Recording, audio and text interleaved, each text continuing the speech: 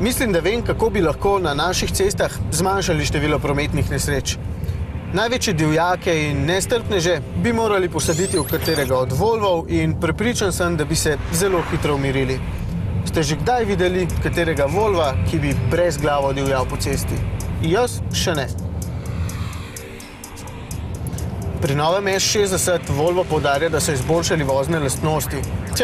Morda avtomobil res za malenkost bolje čepi na cesti, ampak to sploh ni pomembno.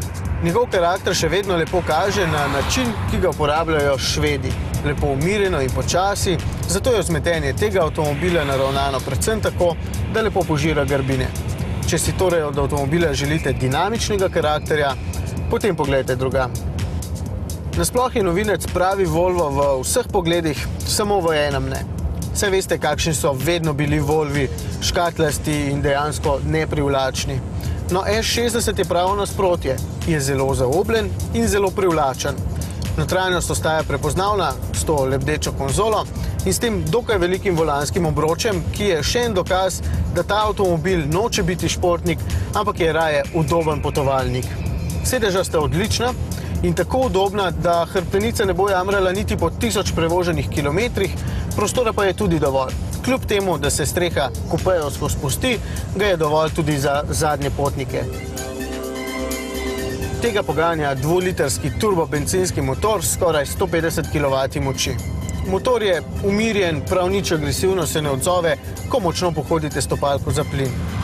V kombinaciji s samodejnim menjalnikom je povprečno zahteval slabih 10 litrov na 100 prevoženih kilometrov, kar je dokaj v redu, si pa grajo zasluži menjalnik sam. Kljub dvema sklopkama je sila počasen.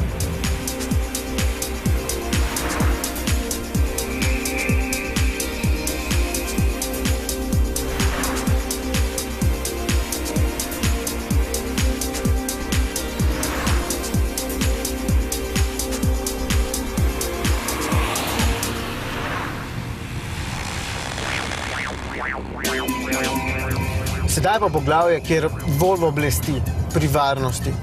Aktivni tempomat lahko pohvalim, ker zna povsem ustaviti avtomobil, na vozila v našem mrtvem kotu pa lepo opozarja sistem bliz s tole opozorilno lučko na vzvratnem ogledalu.